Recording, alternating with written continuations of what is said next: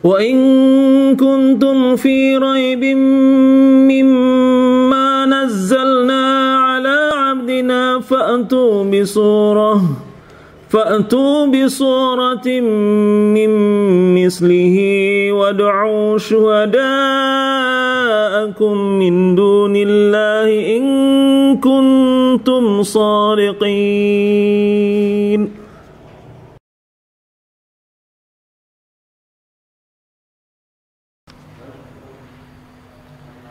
Assalamualaikum warahmatullahi wabarakatuh. Alhamdulillahilladzi nahmaduhu wa nasta'inu wa nastaghfiruh wa na'udzu billahi min shururi anfusina wa min sayyiati a'malina. May yahdihillahu fala mudilla lahu wa may yudlilhu fala hadiyalah. Asyhadu an la ilaha illallah wahdahu la syarikalah wa asyhadu anna Muhammadan 'abduhu wa rasuluh la nabiyya ba'd. Pertama-tama puja dan syukur sama-sama kita panjatkan kehadirat Allah Subhanahu wa taala yang mana masih memberikan kita kesempatan untuk hidup, kesempatan untuk beribadah kepadanya, kesempatan untuk mengumpulkan pundi-pundi amal ibadah kita untuk persiapan kita nanti di yaumil hisab. Untuk persiapan nanti kita harus mempertanggungjawabkan kepada Allah kemana harta, waktu, kehidupan yang telah diberikan oleh Allah kepada kita jalankan.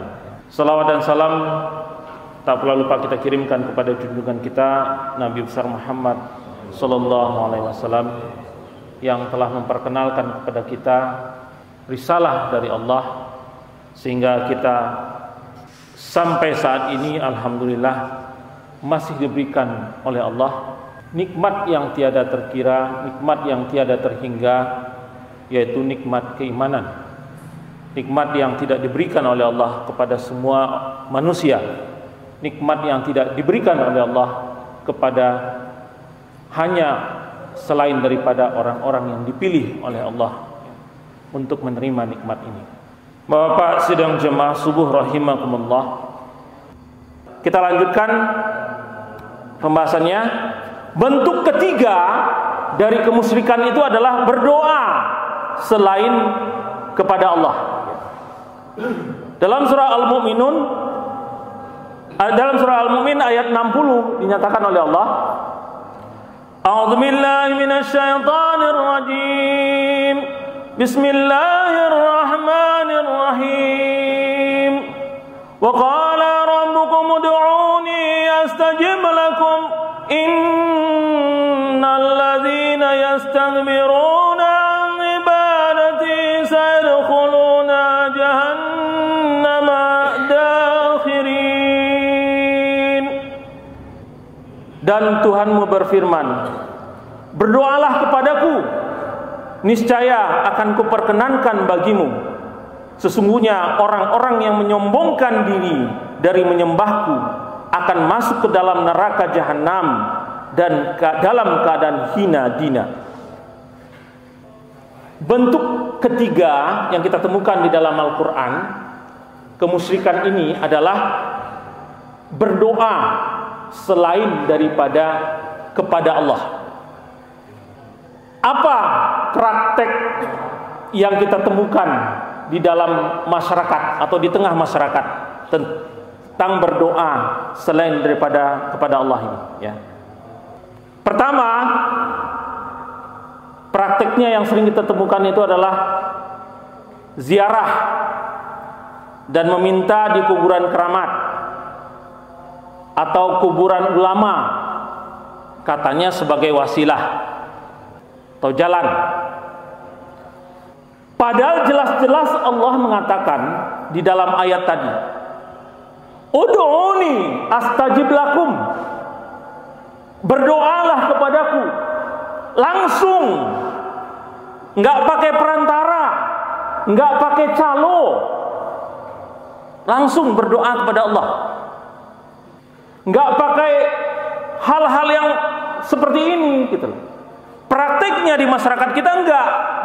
jauh-jauh pergi ziarah sampai di kuburan seseorang, kemudian berdoa di kuburan itu. Kita katanya benci kepada Syiah, kita katanya sangat menentang Syiah, tapi prakteknya yang kita lakukan seperti itu, gitu loh. Itu kan ajaran Syiah terhadap ulama-ulama mereka. Berdoa di kuburan, berdoa di tempat keramat. Berdoa itu di mana saja bisa. Tapi justru berdoa di tempat yang seperti itu dilarang. Malah itu yang dilakukan. Kita berdoa di kuburan, sementara kita nggak tahu persis bahwa orang yang ada di bawah kuburan itu bisa nggak mempertanggungjawabkan dirinya sendiri. Ini bentuk berdoa selain daripada Allah. Jadi bukan hanya berdoanya saja kepada jin, kepada tidak, gitu. Tetapi cara kita berdoa itu juga termasuk kepada bentuk berdoa selain daripada Allah. Kalau kita tanya, berdoa kenapa harus di sana? Selalu bilang, enggak, kami berdoanya sama Allah, tapi menghadapnya pada kuburan. Ngomongnya berdoanya sama Allah, tapi berdoanya pada kuburan. Dipimpin dengan bacaan-bacaan doa yang dia sendiri tidak mengerti, yang dia sendiri nggak ngerti, karena fasih bahasa Arabnya kan. Pokoknya amin, amin, amin. Entah apa yang didoain nggak tahu. Jangan-jangan yang berdoa, yang mimpin doa minta kawin lagi gitu kan. Kita ngaminin juga gitu. Ini masalah. Kemudian yang kedua, bentuk kedua daripada berdoa selain kepada Allah ini adalah melakukan ritual-ritual tertentu untuk satu hajat. Bentuknya bermacam-macam, kecuali yang memang dicontohkan, ya. Kecuali memang dicontohkan dan ada dalil-dalilnya, ada hujahnya. Untuk supaya begini, maka begini, lakukan ini, lakukan A, lakukan B, lakukan C. Ini bentuk berdoa selain daripada Allah.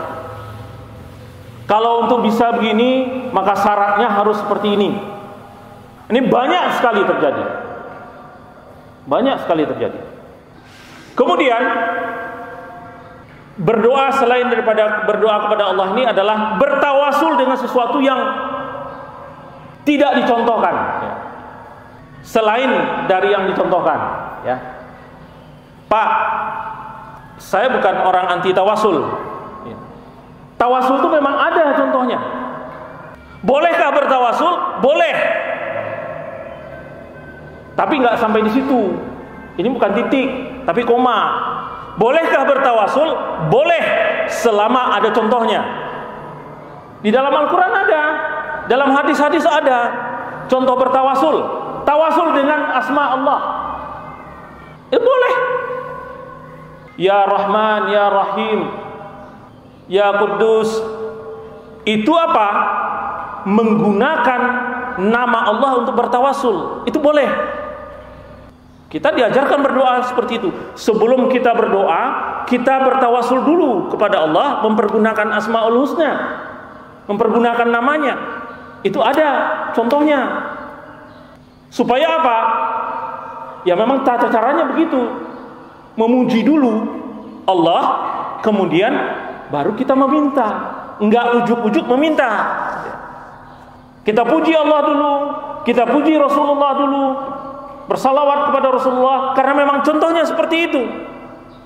Kemudian bertawasul dengan apa?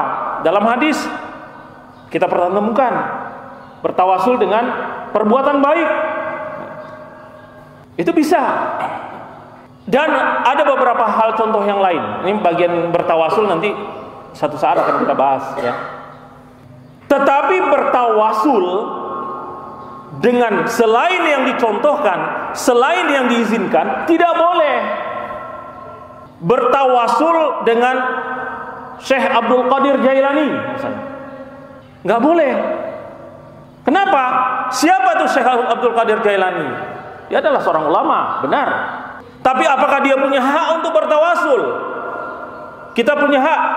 Dia punya hak untuk menyampaikan doa kita kepada Allah? Nggak ada. Bertawasul dengan siapa saja? Kuburan, ulama, bahkan Ulama yang sudah mati biasanya, ulama yang sudah meninggal, bertawasul, menyebut syekh ini, syekh itu, syekh ini, syekh ini. Itu namanya bertawasul yang tidak diperbolehkan. Bertawasul boleh, tapi bertawasul terhadap sesuatu yang memang ada contohnya. Ini adalah bentuk, di luar daripada itu adalah satu bentuk kemusyrikan.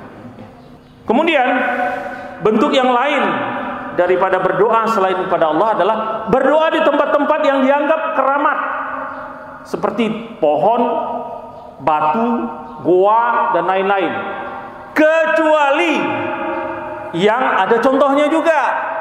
Jadi kita nggak bisa main pukul rata. Ada contoh-contoh yang dibolehkan memang.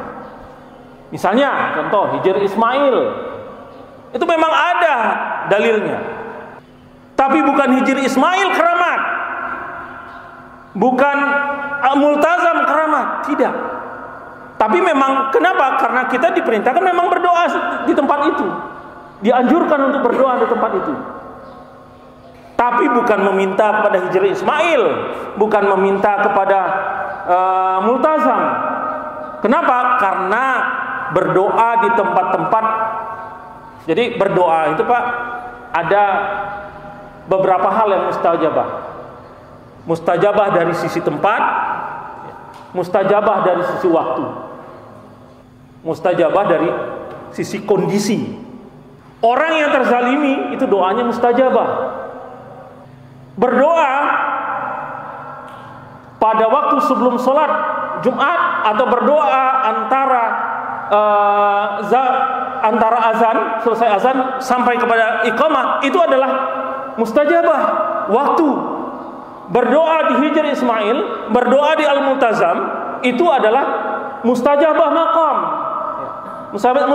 mustajabah tempat. Ada, tetapi tidak semua tempat. Tidak semua tempat. Suatu saat nanti akan kita bahas nih, ya.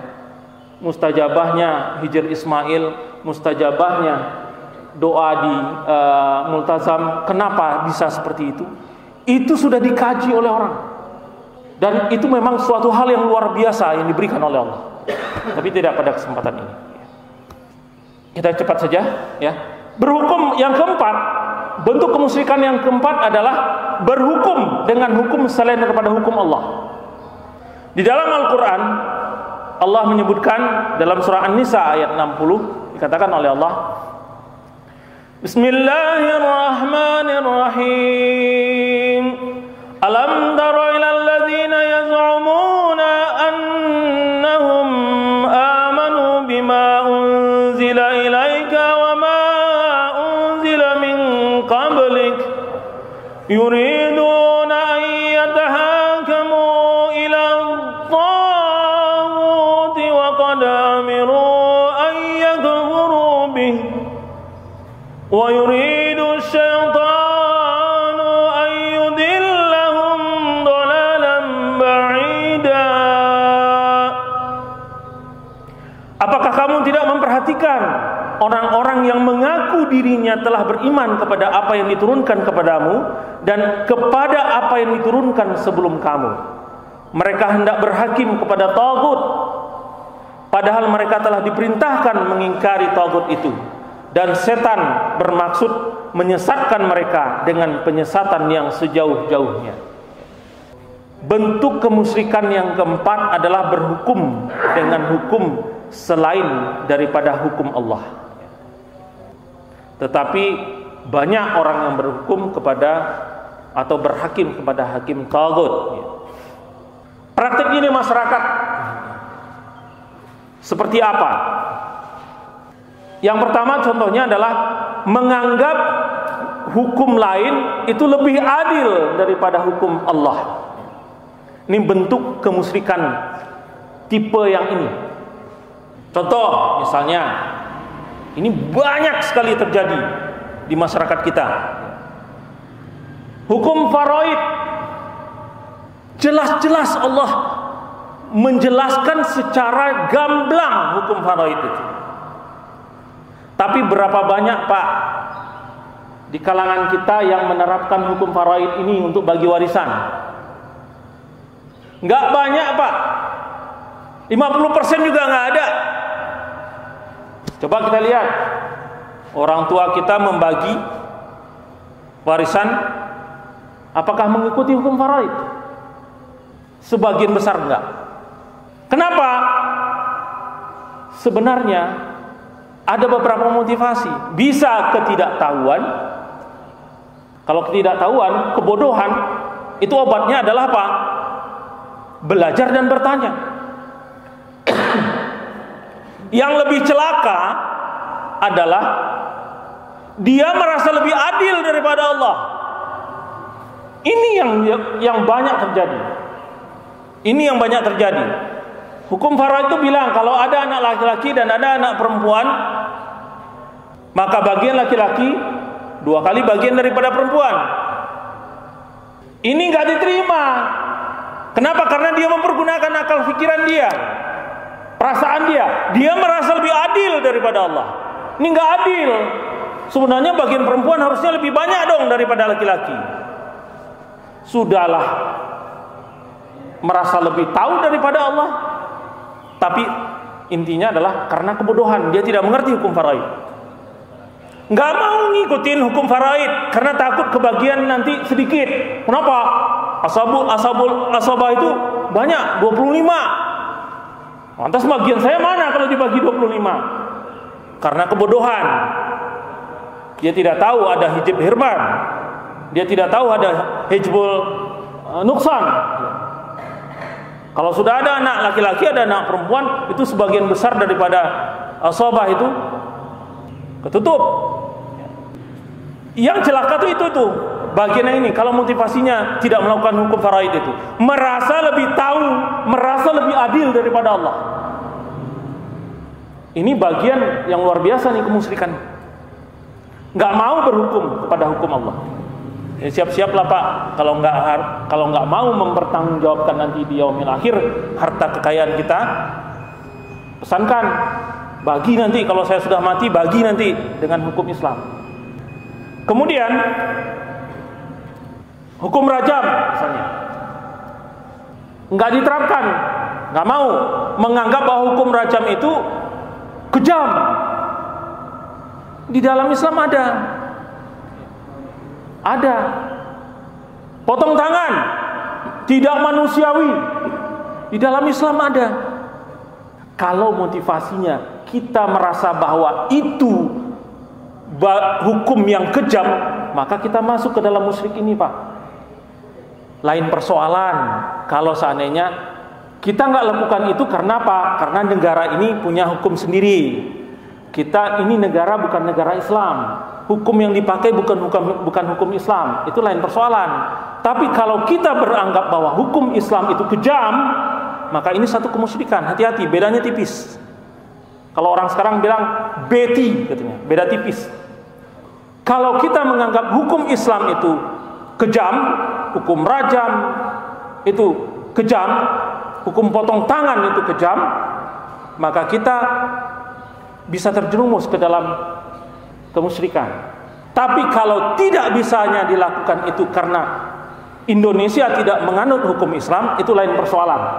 Ya, lain persoalan. Jadi motivasi di belakang tidak melakukan itu yang harus kita perbaiki. Kemudian aturan rumah tangga, rijalu qawwamuna 'alan nisa. Aturan-aturan di rumah tangga. Karena kita sebagai qawam, maka kita bisa terapkan aturan Islam itu di dalam rumah tangga. Bisa, itu hak kita. Tapi kalau kita tidak mau dan kita lebih cenderung kepada hukum yang lain, maka ini menjadi persoalan. Kemudian mengambil hukum lain yang bertentangan dengan hukum Allah. Hukum Allah di dalam hukum Islam itu sudah ada, jelas. Kalau kita dibebaskan, maka kita harus mengambil hukum Islam. Tapi karena kita tidak berada di dalam negara Islam, maka tidak ada dosa bagi orang yang tidak mampu untuk menjalankan itu. Tetapi kecenderungan hati kita tetap berhukum kepada hukum Islam, walaupun pelaksanaannya tidak bisa dilaksanakan. Kenapa? Karena yang berlaku adalah hukum pemerintah. Karena kita di negara Indonesia. Itu kondisional sifatnya. Tapi di dalam hati yakini bahwa hukum Allah itu pasti lebih baik. Ya, memang tidak ada hukum bagi orang yang terpaksa, Pak. Tidak ada hukum bagi orang yang tidak bisa punya pilihan. Karena hukum itu berlaku pada dua pilihan. Kalau dia punya pilihan, maka berlakulah hukum. Kalau dia tidak punya pilihan, maka tidak berlaku hukum. Kemudian yang kelima, mengaku tahu persoalan yang gaib. Di dalam Al-Quran surah Al-Jin, Al-Jin itu disebutkan ayat 26 dan 27. Dialah Allah yang mengetahui yang gaib, maka dia tidak memperlihatkan kepada seorang pun tentang yang gaib itu, kecuali kepada Rasul yang diridhoinya. Maka sesungguhnya dia mengadakan penjaga-penjaga malaikat di muka dan di belakangnya. Prakteknya di masyarakat mengetahui persoalan gaib ini adalah berkolaborasi dengan jin. Ini satu bentuk kemusyrikan. Berkolaborasi, saling tolong-menolong dengan jin. Padahal jin itu juga tidak tahu apa-apa. Dia hanya bisa mendengarkan bisikan orang. Dia tidak tahu sesuatu yang gaib. Dia memang punya kelebihan. Jin itu bisa berada pada satu tempat yang lain dalam jarak yang jauh. Itu memang kelebihan yang diberikan oleh Allah kepada jin, yang kita tidak bisa. Kita mau ke Sumatera aja harus naik pesawat terbang. Pesawat terbangnya sih cuma 1 jam, ke bandaranya 4 jam. Kalau jin kan enggak. Dia bisa mendengarkan apa orang yang dibicarakan di Sumatera, kemudian menceritakan kepada orang ini. Berkolaborasi dengan jin ini bentuk satu kemusyrikan. Tapi jin tidak tahu pada sesuatu yang gaib. Kemudian melakukan dan percaya pada perdukunan dan peramalan. Ini banyak majalah. Kalau majalah-majalah umum itu selalu ada saja satu halaman atau satu lembar perbintangan, rasi bintang. Kalau Leo seperti ini, kalau Virgo seperti ini. Kalau dulu kalau bapak-bapak muda enggak. Kalau dulu saya waktu ABG dulu, saya lihat tuh, wah, asmara. Orang bikin itu pinter, Pak. Dia bikin general, jadi seolah-olah benar semua. Dalam minggu-minggu ini atau dalam 2 minggu ini Anda akan bertemu dengan seseorang. Pasti. Iya, akan bertemu seseorang. Tapi kalau orang di dalam kepalanya sudah membayangkan, wah, ini ketemu dengan cewek cakep nih. Dalam minggu-minggu ini, kemudian kalau Anda berlaku seperti ini, maka akan begini. Ya pinter, itu orang psikologi, Pak, yang bikin. Jadi kenyataannya akan seperti itu semua. Kenapa? Karena sifatnya general. Mau Virgo, mau Leo, mau Sagittarius, mau Uranus atau apa, saya nggak tahu. Bintang-bintang itu. Ini satu bentuk daripada kemusyrikan. Yang ketiga adalah percaya pada perbintangan atau feng shui yang sekarang ini. Kalau pintunya menghadap ke sini, maka rezekinya akan mengalir. Kalau pintunya nggak pas, maka pasang cermin. Kenapa? Karena cermin itu bisa menolak bala. Pala lupeang, nolak bala cermin. Di toko saya banyak cermin, kaligrafi cermin. Ya rezeki ya datang aja, pergi ya pergi juga. Nggak ada hubungan antara cermin sama rezeki. Nggak ada hubungan antara cermin sama bala. Kalau percaya yang seperti itu, maka ini bentuk satu kemusyrikan. Yang terakhir, bentuk kemusyrikan yang keenam adalah sihir dan penipuan. Dalam surah Al-Baqarah ayat 102, panjang ayatnya, saya bacakan artinya saja. Dan mereka mengikuti apa yang dibaca oleh setan-setan pada masa kerajaan Sulaiman, dan mereka mengatakan bahwa Sulaiman itu mengerjakan sihir. Padahal Sulaiman tidak kafir, tidak mengerjakan sihir. Hanya setan-setanlah yang kafir mengerjakan sihir. Mereka mengajarkan sihir kepada manusia dan apa yang diturunkan kepada 2 orang malaikat di negeri Babil, yaitu Harut dan Marut. sedang keduanya tidak mengajarkan sesuatu kepada seorang pun sebelum mengatakan sesungguhnya kami hanya cobaan bagimu, sebab itu jangan kamu kafir. Ini harus kita pahami ya, bahwa Harut dan Marut itu ini ada mufassirin berbeda pendapat tentang ini ya. Banyak pendapat atau telah Al-Quran tafsir tentang ini. Ada yang mengatakan bahwa Harut dan Marut itu memang betul adalah malaikat ya. Kemudian Harut dan Marut itu adalah hanya tamsilan ya, di dalam Al-Quran. Kita nggak akan bahas ini. Mungkin kalaupun mau dibahas ini bagian Ustadz Nurdin ya, bagian tafsir ya. Tapi yang harus kita pahami bahwa mufassirin ada perbedaan pendapat ini, bahwa Harut dan Marut. Tapi yang pasti ayat ini bercerita bahwa Harut dan Marut itu dijadikan atau diturunkan oleh Allah dengan dibekali oleh Allah dengan ilmu sihir ya, karena semua ilmu datangnya dari Allah untuk menjadi ujian dan cobaan bagi manusia. Karena sihir itu pun tidak akan terjalankan atau berhasil tanpa izin daripada Allah. Praktek sihir dan penipuan di masyarakat kita misalnya mempelajari dan menggunakan ilmu sihir. Ini merupakan satu bentuk kemusyrikan yang nyata. Nggak ada konotasi yang lain ya.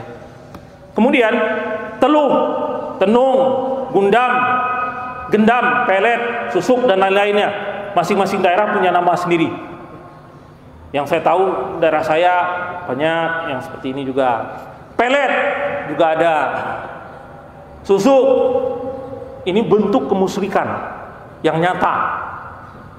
Baik susuk itu dipakai untuk melunakkan hati orang, terlihat cantik, ada susuk di sini, nggak tahu saya di mana-mana lagi, di hidung kali, supaya bisa bernafas dengan baik, pasang susuk, nggak tahu juga, supaya terlihat cantik, supaya kalau berhadapan dengan orang menjadi lintuh itu lunak hati orang gitu. Ini banyak terjadi di masyarakat kita. Bahkan orang-orang berpendidikan pun menggunakan ini. Tapi bukan berarti orang-orang berpendidikan kemudian dia benar. Ya. Baik Bapak yang dimuliakan oleh Allah, karena di luar juga sudah siap-siap ya.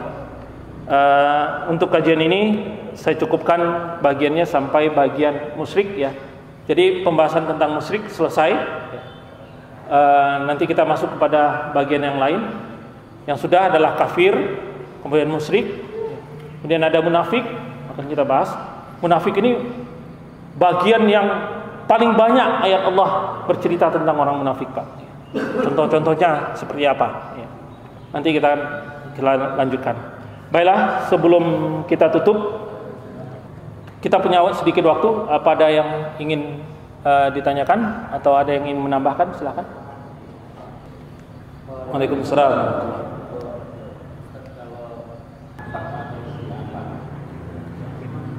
Kalau merasa lebih mantep karena suasana, itu nggak apa-apa. Tapi kalau merasa bahwa berdoa dimutakin lebih bagus daripada berdoa di tempat lain, misalnya di Alijabah gitu ya, itu nggak boleh. Ini suatu bentuk kemusyrikan. Kenapa? Karena al-mutakin bukan tempat yang disebutkan sebagai mustajabah makam. Mustajabah makan, tempat. Yang mustajabah makan itu ada tempat-tempat yang sudah jelas. Tapi kalau berdoa misalnya dimutakin karena suasananya adem, terasa lebih khusyuk, fine-fine saja. Kenapa? Mutakin, al-ijabah, as-salam dan yang lain-lainnya adalah sama-sama Baitullah, sama-sama tempat Allah. Sama, nilainya sama. Berdoa di masjid mana saja nilainya sama. Tetapi kalau berdoa di sini kalau tengah malam rasanya lebih khusyuk, itu adalah karena perasaan. Feeling ya, perasaan kita lebih merasa lebih nyaman. Itu nggak apa-apa, nggak ada masalah. Bahkan di tempat-tempat yang berdoa Di makam Rasulullah sendiri banyak kemusyrikan terjadi, Pak. Di makam Rasulullah sendiri ada yang berdoa sambil megang-megang dinding pintunya makam Rasulullah. Bahkan di sana pun terjadi kemusyrikan. Nggak usah jauh, di Ka'bah pun terjadi kemusyrikan. Ada lagi? Assalamualaikum warahmatullahi wabarakatuh. Waalaikumsalam warahmatullahi wabarakatuh. Ini Ustaz, kalau misalkan kita ada bayi gitu, lalu kita sudah tahu kalau di semacam mimpi terus pakai bangla itu, kita paham kalau itu suatu bentuk kemusyrikan, tapi kita mau menyenangkan hati orang tua yang kita nggak bisa elakkan gitu kan, kita buang, kita dimarahin gitu kan. Akhirnya ya kita sematkan, tapi hanya semata-mata biar orang tua senang tuh. Perbedaan pemahaman antara orang tua dengan kita ya. Hal-hal yang seperti itu tidak menyebabkan kita boleh melanggar aturan Allah. Sayang kepada orang tua, hormat kepada orang tua, bisa diakalin sebenarnya. Kalau itu seperti ajimat atau apalah yang diselamatkan oleh anak, ya kita ganti aja, pakai pin atau pakai apalah gitu. Yang mungkin seorang olah-olah orang tua, kalau kita tidak bisa memberikan penjelasannya, yang paling baik itu adalah kita berikan penjelasan kepada orang tua dengan cara yang ma'ruf. Tetapi sayangnya kita kepada orang tua itu tidak boleh mengalahkan sayang kita kepada Allah dan ikut peraturan kepada Allah. Singkatnya gitu aja ya. Carikan jalannya. Tapi tetap saja tidak boleh. Karena itu bentuk suatu kemusyrikan. Tapi selesaikan dengan orang tua. Kalau yang paling baik itu adalah berikan penjelasan kepada orang tua. Sudah maksimalkah kita menyampaikan penjelasan kita kepada orang tua atau belum? Itu suatu pertanyaan. Kalau itu belum kita lakukan, maka kita yang salah. Kita berikan penjelasan. Tapi kalau tidak juga, orang tua berkeras juga, akalin dengan cara yang lain. Mau diganti kah itu ajimat itu dalam bentuk yang lain, buang aja tuh ajimatnya, tapi ganti dalam bentuk yang lain. Mungkin orang tua beranggapan, oh ya udah dipasangin, padahal kita nggak pasangin apa-apa. Tadi ada yang lanjut? Betul. Assalamualaikum warahmatullahi wabarakatuh. Waalaikumsalam warahmatullahi. Apakah pemerintah Indonesia ini ada termasuk musyrik, Pak? Karena hukum-hukum Indonesia kebanyakan dibuat dari Belanda dan lain sebagainya. Dan bagaimana hukumnya orang yang diberikan kekuasaan, secara kekuasaan dia mampu untuk menerapkan hukum Islam, tapi masih menolak. Terima kasih. Assalamualaikum warahmatullahi wabarakatuh. Oh, ini pertanyaan kelas tinggi nih, Pak. Gitu. Yang pasti adalah negara Indonesia bukan negara Islam. Aturan-aturan yang diterapkan bukan aturan-aturan Islam.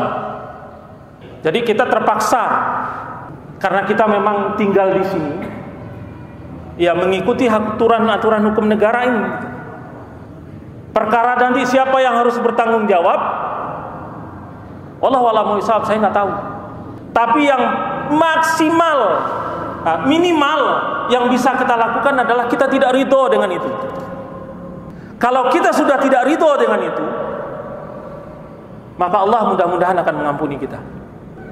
Apakah negara ini negara taghut? Saya nggak tahu. Bapak bisa tafsirkan sendiri. Apakah hukum-hukum di sini juga hukum-hukum taghut yang memenangkan orang yang punya uang, yang memenangkan orang-orang yang salah? Tafsirkan sendiri, Pak. Tapi sekurang-kurangnya yang bisa kita lakukan adalah kita tidak ridho dengan itu. Kecuali memang kita bisa punya pilihan. Usahakanlah kalau kita di tempat yang kita bisa punya pilihan, maka kita bisa terapkan itu. Di mana? Dalam keluarga kita bisa terapkan. Tapi kalau dalam keluarga aja kita sudah tidak bisa menerapkan hukum Islam, ngomong kosong kalau bisa mau menerapkan hukum Islam di negara. Kalau di lingkungan kita saja kita tadi bisa mewarnai lingkungan kita, omong kosong kita ngomong tentang negara. Tapi yang pasti, yang jelas saya katakan bahwa kita di negara Indonesia ini memang tidak menganut hukum Islam. Mungkin itu pun satu keuntungan buat kita, sehingga kita tidak perlu harus mempertanggungjawabkan nanti di yaumil akhir. Iya kan? Kalau di dalam Indonesia diterapkan hukum Islam, kemudian kita nggak mau, kita harus bertanggungjawabkan nanti, dan bisa diterapkan hukum Islam, kita harus bertanggungjawabkan. Mungkin itu untungnya umat Islam di Indonesia. Karena apa? Tidak bisa diterapkan, ya kita tidak terkena hukum itu. Tapi sejauh kita mampu, kita terapkan. Tapi kalau sudah kita tidak mampu, maka sekurang-kurangnya kita tidak ridho dengan itu. Kalau kita sudah ikut ridho juga dengan hukum itu, maka inilah yang menjadi persoalan. Kira-kira gitu Pak. Saya jawabnya sederhana saja, karena ini pertanyaan luar biasa ini. Panjang kalau kita harus mau diskusikan gitu. Suatu saat nanti akan kita diskusikan. Saya tidak menolak untuk diskusi tentang itu, ya. Tapi mungkin di forum yang lebih homogen ya. Baik, kalau tidak ada, kita cukupkan dengan membaca doa kafaratul majelis.